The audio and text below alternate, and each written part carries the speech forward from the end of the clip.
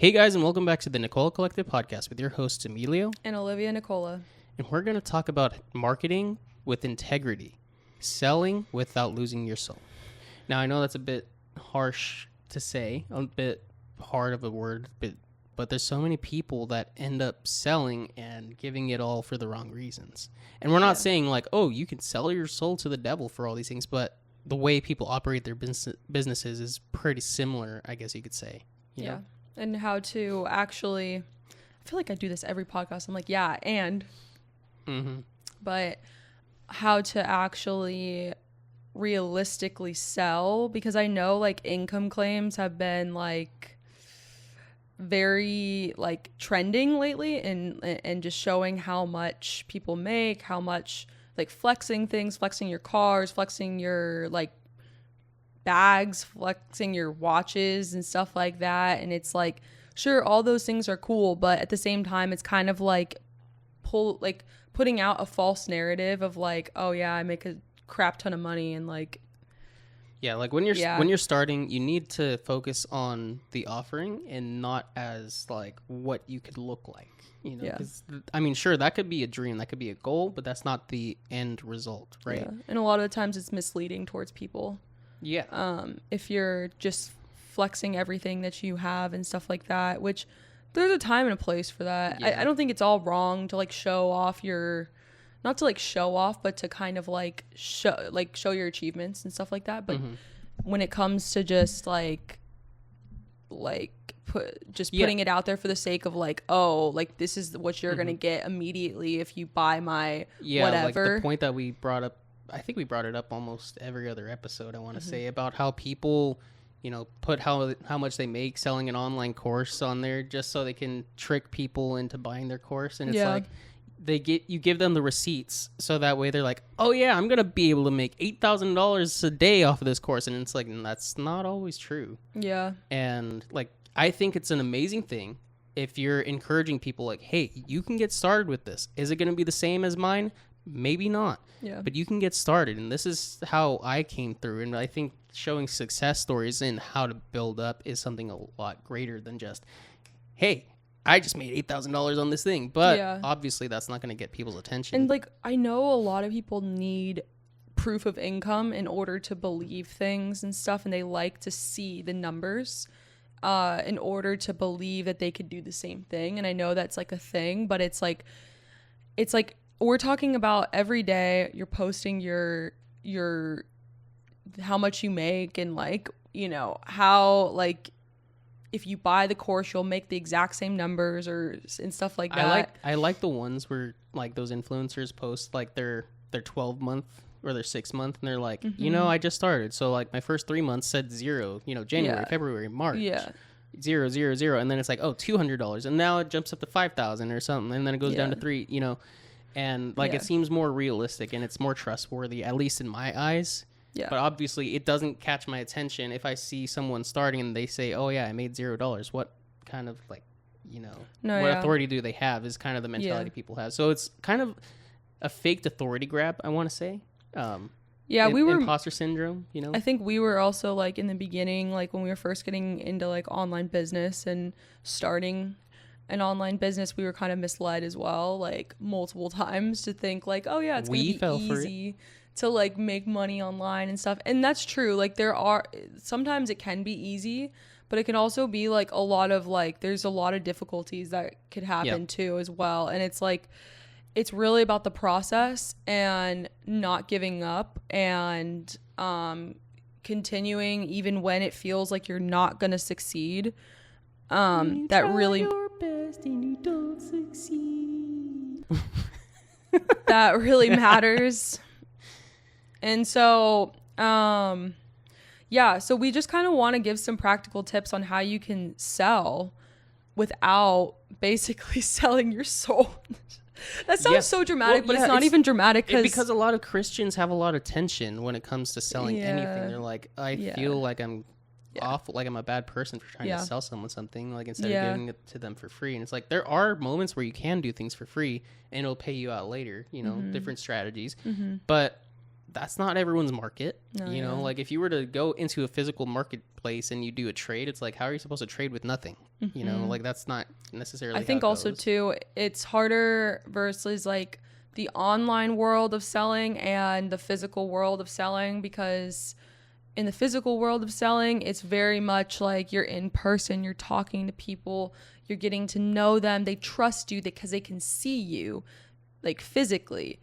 But when you're selling online, you're like kind of it's harder to trust that that person's actually legit and real. So it's like I think people have resorted to other things like income claims and they've resorted to like things like income claims and things like showing off what they have, you know. So there's multiple ways that like you could sell without being too salesy, but also showing that you're legit and you can help somebody. And especially it's hard when you're in a space of like you're in the make money online space, because your target audience is trying to be convinced of the fact that they could make money online too. Yeah, and the fact of the matter is, as Christian entrepreneurs, you're not selling, you're solving, right? You're providing a solution. Yeah. You are giving someone away, and when it comes down to whatever you're selling, it's someone's answer to prayer in some way, shape, or form. They're like, what can I do to fix my business? What can I do to learn how to start this? What can I do to benefit, you know, something else, to be able to make something of myself? Yeah. And we have to look at it. I think it's 1 Peter 4:10. Let me read it real quick. It says, use your gifts to serve others. So in that sense, you're not showing off, you're showing up. You're actually doing something to serve someone else. Yeah. Your offerings are a service and not a way to like just sell. Yeah. It's a way to actually help people. And when you are focused on God through it in your business, you will be able to benefit from that. You reap what you sow. If you sow in sparingly, you will reap sparingly. If you sow in generously with whatever you're selling, you will reap it generously. So if you spend the time, if you are deliberate, if you are diligent with your craft, you will be able to reap very well. Yeah. And sometimes that harvest, and we're talking about it in an agricultural way because it's the easiest way to describe it, but you will be able to reap that harvest, and sometimes it takes some time to really allow it to grow and thrive, and then you can cultivate, right? Yeah. Because some things can be like, oh yeah, this plant grows in a week. You know, a business model could grow in a week. Yeah. But there's other ones that could take 5 years. Sometimes it takes 10 years. There's a great example. I remember being, I want to say like 12 years old when I first heard this.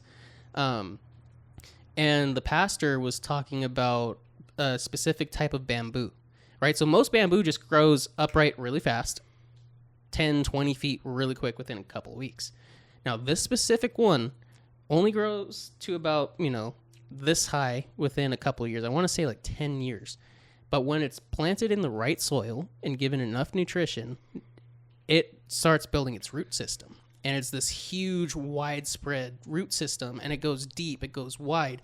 And that type of plant also is interconnected, if you get what I'm saying. And once those roots are set into place, once those roots are grown to that certain capacity, it just skyrockets. It shoots right up, and it's as tall as, you know, the eye can see. And it's insane to see it. And that could be very much how a business is. That could be how faith is. You have to lay out the foundation, right? If you build your house on sand, if you build your grounds on sand, I guess you could say, it's bound to sink in the storm. It's bound to crumble in the storm. But if you build it on the solid rock, right, then there you go. It's a firm foundation. That's who Christ is to us. And that's how Christ will be in business, in your life, in so many different aspects. Yeah. And so, again, coming back to selling, you are solving, you are serving, and you're not just serving people, but you're serving Jesus through serving people. You're providing a solution to people's problems, whatever that may be. There's, you know, like, like in the physical world of things, it's like when you're providing a solution, it could be, you know, helping people, you know, that you're a gardener, you're trimming their grass, you're washing their windows, you're fixing their jewelry for them, you're dry cleaning their clothes, like something like that, as like that's providing a solution. Sometimes when it's online, it's harder to see that Yeah. it's being done. So when you sell, it's very much like you have to show results kind of without, I guess you could say, You show the benefits you of what show can the happen. benefits, but it's also like when it's physical, you already know the outcome already without having to completely like show it, because you know at the end of the day your clothes are going to get cleaned if you have like a dry cleaner cleaning your clothes, or your windows are going to get washed if you have a window washer come over to your house. Yeah, but the other But- part too, on top of that, is if you go to the wrong one, Yeah. that's not going to happen. No, I know. If you get the wrong one, that's not going to happen. But I think it's just credibility Yeah, of like exactly. it's physical. You're seeing someone actually do it Right. in front of you instead of like the behind the scenes on an online business. And now in today's world, we have so many like online businesses and stuff like that people are doing, and you can't actually see the work being done in front of you. So it's kind of hard to trust that, oh, these people are actually working on my stuff when you can't always see it. Yeah, and I think that's where communication is key. Communication is a huge element in every single aspect of life. Whether it's ministry, it's marriage, it's any form of friendship, it is key. Yeah. For so many different things. And a lot of Christians, when they're selling, under communicate because they try to really just avoid being salesy and like, I don't want them to feel like I'm pushing them. It's like, dude, you need to communicate what the heck you're doing so that they can make the decision whether or not they want to buy from it or want your services or want to go with your solution. Yeah. You know, and it's really just, it's hard to do anything. So like say, like you were saying, gardener, window washer, all those things. Yeah. They clearly communicate that, hey, I can do the landscaping. Hey, I can clean up the windows and this is what I provide. I can clean the roof. That's what I provide. Or say an accountant, I can crunch numbers the way you need. Well, and it's right in front of you. Exactly. You're going to actually see, you know, the results before you like pay most of the time, I think, too. Like you're going to Well, that's based on credibility. Yeah, you're going to see it happen right there, then and there. So it's like you got to figure out if you are a physical business owner and you have a physical storefront, or you have something that is like, you know, a physical business where you yourself are going to someone's house or going to whatever and providing a service for them, then your selling looks a lot different. So Well, yeah. practical steps on selling when you're in a physical situation are a lot different. So when you're selling in a physical way, you have to show that, like, you know, the before and afters, this is the how good of a job I can do for you.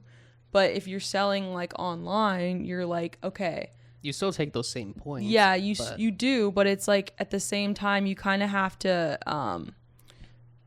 go based off of like, when you're going out for physical businesses, people are looking for you specifically, mainly because they need a service. So say like it's a landscaper, they're looking for something specific. Dude, and they know what they yeah, need, right? But when it comes to online, like sometimes it's like people are searching you on social media. Sure, they'll find you that way, but there's other moments like say you're advertising, what I you was have to gonna choose say. them. That's what I was gonna say. essentially. That's so Yeah. annoying. Okay, yes, you're selling yourself.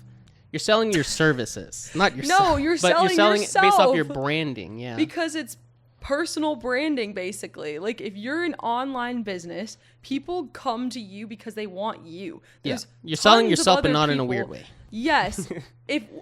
Physical business is very much based on price, based on The service. the service, based on what people need. Online business is very much based on how much someone likes you Who you are. and who you are as a business owner and person, and if someone likes your personality. Because if you're in the online world and people are watching you every single day, you then have credibility because they see you, they see what you do, and then therefore, even though they don't see you actually doing a service for them or making the course for them, they trust you because they watch you and they can see your personality. I would say it's even more important to build, in order to build that personal brand for people to buy from you, you have to communicate strongly of who you help, what you solve, what kind of thing you're offering. And, you know, communication just, how would I put it? Clarity builds trust. Yeah. You know, when people don't know what the heck you're talking about, they can't trust you. How can I trust anything that I'm unclear about? Yeah. You know, it's almost like, is that rock stable to walk on? Like if Yeah. you're walking on a bunch of boulders or something like that, you Yeah. have to understand, like, okay, is there enough under it? Is there enough supporting It's just like, it? think You know? about why people like brands want influencers to help sell their product. Because yeah, they might be just like putting it out there, right? But people trust that, like, oh, that influencer uses that person uses that, so I trust that product, I trust that service because they went there. You know what I mean? That's the difference between, you know, just selling based off of a service and selling like because it's like you need that service, Yeah. and selling because you're trying to convince someone that they need that service, and the messenger is really the convincer. Yeah, and the clarity that you bring, being the convincer, isn't always with the alarms. Like, at least every podcast, you got an alarm going on. To be clear, to be more clear, clarity in communication, the person that's convincing people, clarity isn't pride. You know, clarity is literally just being clear about everything. You know, laying it out on the table. You know, and you don't have to bring fake scarcity. Meaning, like, you don't have to say, oh, buy it now before it's all gone. It's like, dude, Yeah. if it's an online thing, like, it's not going to be all gone unless you say it's all gone. Yeah. You know, and you don't have to give people countdown timers unless you have legitimate marketing set up to where it's like, hey, I'm only going to do this price for this time. If you're serious about it, you don't have to lie. Countdown timers are okay. No, I mean, like, countdown timers are great when you're Yeah. being legitimate, not to fool people into thinking like, oh yeah, it's only going to be now. It's like, yeah, it could be for a certain segment of time. And you Yeah. could probably bring it back, but you for could that do it time, multiple times. You could. Yeah. But I think what happens is that if your whole business is only focused on, oh, it's going out soon, it's like, it's kind of a little bit of a lie. And Yeah. you know, you don't need to Yeah. overhype it all the time. Yeah. But it does require some hype. You need to talk it up. And not for the fact that you're talking it up and faking it, but you need to talk it up because it's something that someone needs to hear. Someone needs to know about it. And so you post and you create different types of posts, you know, Yeah. whether it's like blogs and web Yeah. pages and all of those things. Those are all, you can consider them all posts. You need something for people to have attention on so they can actually get the information, Yeah. you know? Yeah, and like just providing like relevancy. Like why is this necessary? Convince people. If you can convince someone that they need it,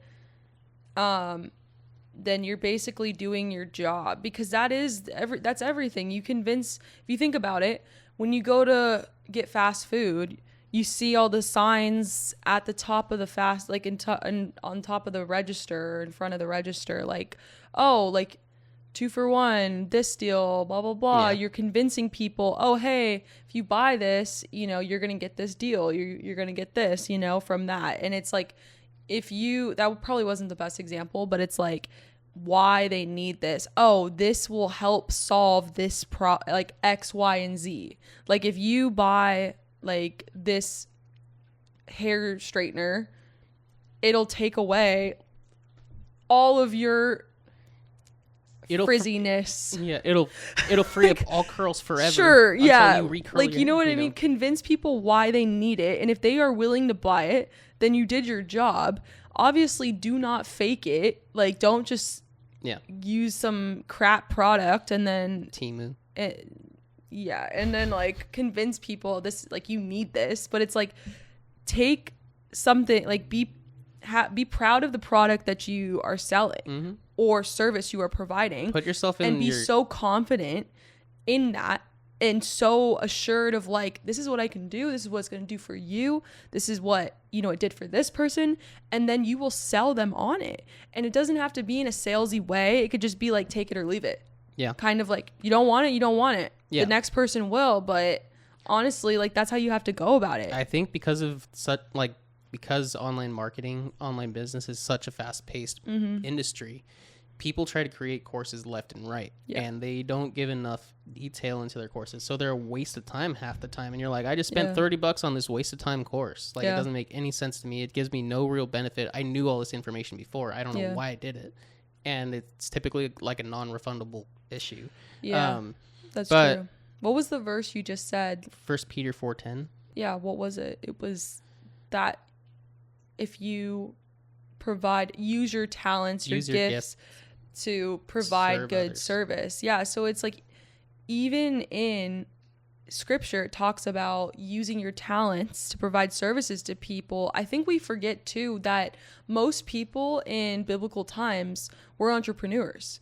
Like they were. They kind of had. It wasn't even that people label. Worked it was just for themselves. The way of life. Yeah. Yeah. People like worked for themselves, and like that's how they provided for their family. They used what they could to make money. Mm-hmm. Like whether that was, making clothes, making, like farming, stuff like that to just provide for their family. But it was their own business. It was their own way of living. Mm-hmm. And it was what they were good at.